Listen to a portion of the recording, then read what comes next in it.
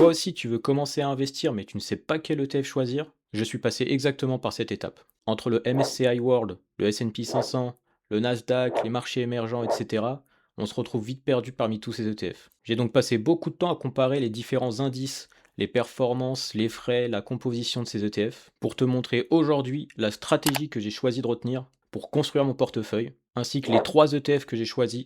Alors si tu ne me connais pas encore, je te souhaite la bienvenue sur Progress Finance. Ici, je partage tout mon parcours d'investisseur, mes réussites, mes échecs, et tout ce que j'apprends au fur et à mesure. Si ce genre de contenu t'intéresse, n'hésite pas à t'abonner et à mettre un like, ça me fait énormément plaisir et ça m'encourage à continuer.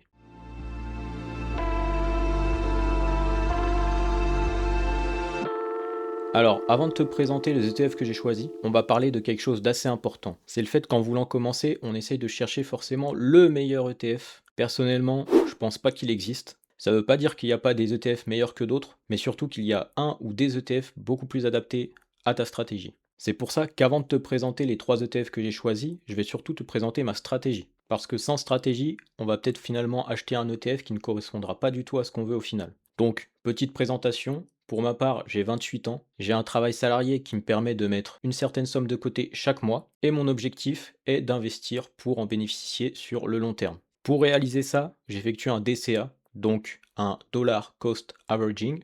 Concrètement, ça consiste simplement à investir une somme fixe régulièrement, peu importe si les marchés montent ou descendent. L'idée, c'est d'éviter de vouloir absolument trouver le meilleur moment pour investir et aussi d'éponger les crises potentielles futures et donc de rester discipliné sur le long terme. Pour ça, j'ai choisi d'investir sur un PEA parce que je trouve que pour une stratégie long terme, c'est la meilleure enveloppe possible car il bénéficie après 5 ans d'ancienneté d'un avantage fiscal comparé aux autres enveloppes. Une fois ma stratégie d'investissement définie, j'ai commencé à réfléchir aux critères que devaient respecter mes futurs ETF, comme par exemple la diversification, l'ancienneté de l'ETF, les frais de ce même ETF, ou encore la taille de l'encours. Donc forcément la diversification, car je ne veux pas dépendre d'un seul pays ou d'un seul secteur d'activité. Le tout en ne multipliant pas le nombre d'ETF dans mon portefeuille. Car pour avoir une stratégie de diversification, vous pouvez très bien acheter plein d'ETF différents et comme ça toucher à l'économie mondiale. Le problème, c'est que plus on ajoute d'ETF, plus ça devient compliqué à gérer. Entre le nombre d'ordres à passer, la multiplication des frais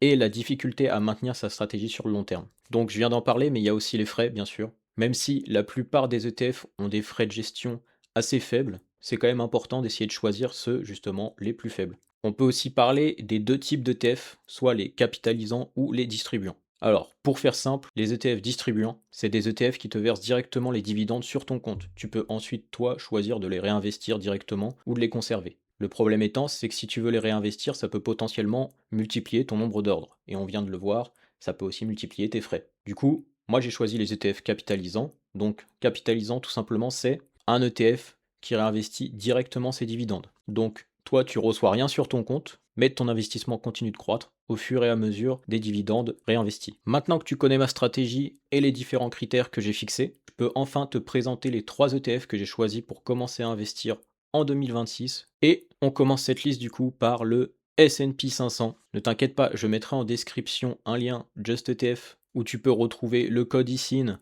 et une bonne description de l'ETF, des graphiques, de son évolution sur des années depuis sa création, etc. etc. Donc, je vais vous expliquer après pourquoi j'ai pas choisi un MSCI World plus un pays émergent, c'est une stratégie qui est assez répandue dans pas mal de portefeuilles. Mais on va revenir à la description de mon ETF. L'ETF S&P 500, c'est le regroupement des 500 plus grandes entreprises américaines cotées en bourse. Et comme tu l'as sûrement déjà vu dans d'autres vidéos, tu sais que les ETF sont auto-nettoyants, c'est-à-dire que on garde les meilleures entreprises, on change les entreprises qui performent moins avec d'autres entreprises qui performent plus. Ce qui permet que même après des années, l'ETF reste toujours cohérent, que ça soit à sa création, aujourd'hui ou potentiellement dans 10 ou 15 ans. Et donc, dans le S&P 500, on retrouve le secteur de la technologie à 40%, donc qui prend une grosse part de cet ETF. Et ensuite, l'ETF se partage entre les services financiers, les services de communication, les biens de consommation cyclique, la santé, etc. etc. J'ai choisi celui de BNP Paribas. On est sur un ETF capitalisant, comme je vous expliquais avant, qui réinvestit directement ses dividendes dans son propre ETF. Les frais sont de 0,14% par an. C'est pas forcément ce qu'on trouve de moins cher, mais c'est quand même des frais assez compétitifs. Il a été lancé en septembre 2013, donc on a beaucoup de recul sur l'ETF. Et la taille de l'encours qui est de 3 milliards 333 millions. Donc on peut voir que c'est un très bon ETF car il a une bonne ancienneté, donc on sait que l'ETF existe depuis un certain moment. Peu de frais, il est capitalisant, donc c'est très bien pour ma stratégie et pour la plupart des stratégies de DCA.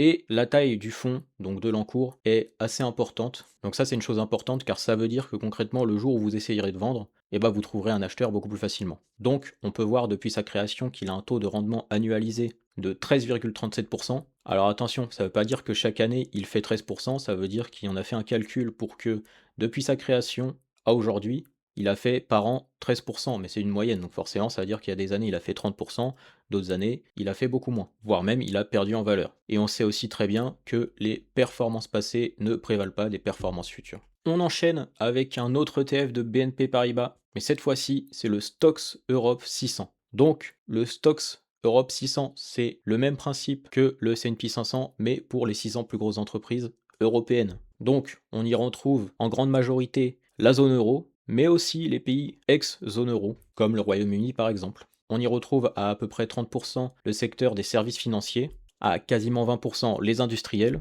l'énergie, et ensuite le reste se partage entre les services de communication, les biens de consommation cyclique, les technologies, les services publics, etc. Comme pour le S&P 500, il a été créé en septembre 2013, donc pareil, on a une ancienneté assez grande. La taille du fonds est de 1,92 milliard, pareil, un encours assez conséquent qui vous permettra de vendre plus facilement dans quelques années vos positions. Et ça, c'est aussi quelque chose que j'ai pas dit sur S&P 500, mais c'est deux critères qui sont importants, c'est-à-dire l'ancienneté de l'ETF et la taille de son encours, qui permet de savoir si un ETF va durer dans le temps ou s'il va potentiellement être supprimé du jour au lendemain. Il est capitalisant et il a des frais de gestion par an de 0,19%. Depuis son lancement, il a un taux de rendement annualisé de 6,98%.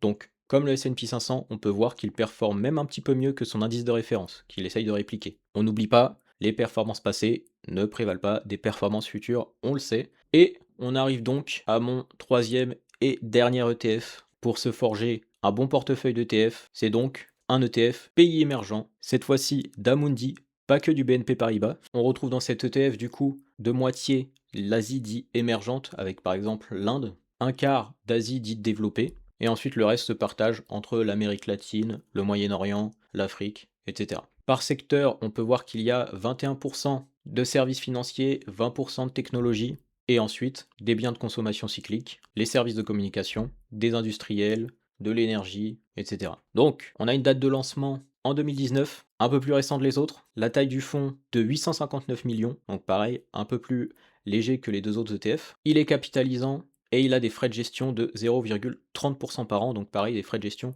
un peu plus hauts aussi. Donc là, si vous avez bien suivi, vous avez bien vu qu'il y a une petite différence avec les deux premiers ETF, c'est que cet ETF-là, il est un petit peu plus récent et il a une taille d'encours un peu plus petite que les deux premiers cités, et des frais de gestion plus hauts. On peut aussi voir, chose que je vous ai pas dit sur les premiers ETF, c'est aussi la volatilité sur un an. Donc la volatilité d'un ETF, c'est quoi? C'est tout simplement l'ampleur de variation de son prix. Donc en gros, plus un ETF est volatile, plus sa valeur peut monter ou descendre rapidement. A l'inverse, un ETF peu volatile évolue de manière plus stable. Donc, si on regarde la volatilité de chaque ETF sur un an, on peut voir que pour le S&P 500 et pour le Stoxx Europe 600, on est à 12,3% environ de volatilité sur un an, alors que l'ETF Amundi Pays Émergents est aux alentours de 20%. On est sur un ETF beaucoup plus volatile, donc qui aura tendance à potentiellement soit prendre beaucoup, soit perdre beaucoup. Et donc là, c'est ce qui va me permettre de parler de la composition de votre portefeuille. On a les 3 ETF que j'ai choisis, mais maintenant il faut aussi choisir combien on alloue dans chaque ETF. Donc, moi je suis parti sur cette répartition, c'est-à-dire 70 à 75% de S&P 500. Pourquoi? Parce que tout simplement, depuis sa création et depuis très longtemps, le S&P 500 est un des indices qui performe le plus. On l'a vu, taux annualisé de rendement de 13%.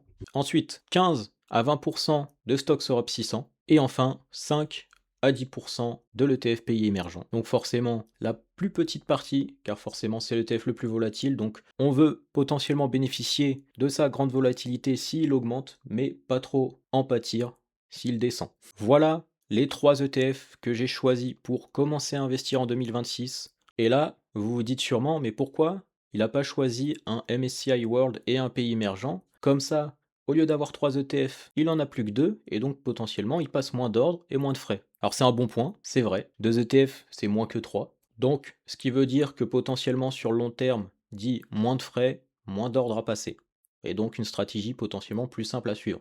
Donc oui, bien sûr, c'est une très bonne stratégie. On l'a vu déjà conseillé dans plein de vidéos YouTube ou articles. Donc je remets pas du tout en cause la qualité de cette stratégie. Moi, j'y vois par contre quelques inconvénients. Et donc c'est pour ça que j'ai plutôt choisi ma stratégie avec du S&P 500, du Stoxx Europe 600 et pays émergents plutôt que juste un MSCI World et un pays émergent. Je vais vous expliquer pourquoi. En fait, ma stratégie me permet de pondérer moi-même la répartition que je choisis entre ces zones géographiques. Car si vous investissez dans un MSCI World, dans la composition de celui-ci, il y a 70% de l'économie américaine. Le reste est partagé entre Japon, Canada et l'Europe. Donc que vous investissiez 50 euros par mois ou 1000 euros par mois, à part la somme finale, la répartition entre les zones géographiques sera toujours la même à peu près. Avec un S&P 500 et un Stoxx Europe 600, je peux choisir moi-même la répartition entre ces deux régions géographiques. Donc, si à l'avenir, un jour, j'ai envie de surpondérer l'Europe, parce que je me dis que l'Europe se porte mieux, alors que les États-Unis sont peut-être un peu moins bien ou potentiellement en crise, je peux le faire, alors qu'avec un MSCI World, c'est plus compliqué.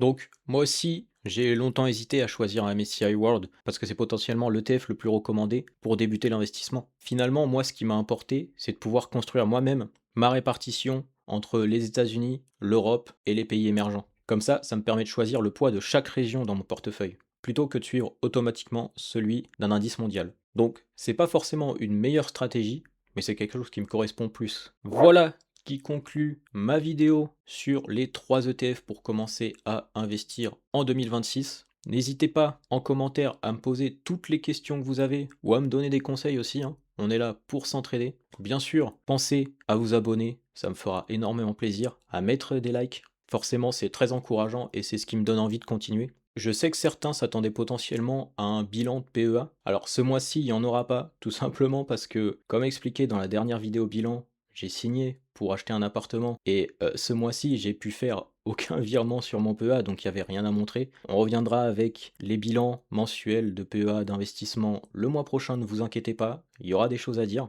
et je vous expliquerai plus en détail comment je gère mes finances avec un crédit, des travaux, voilà. N'hésitez pas aussi à aller voir mes anciennes vidéos. Moi je vous dis portez-vous bien et à la prochaine.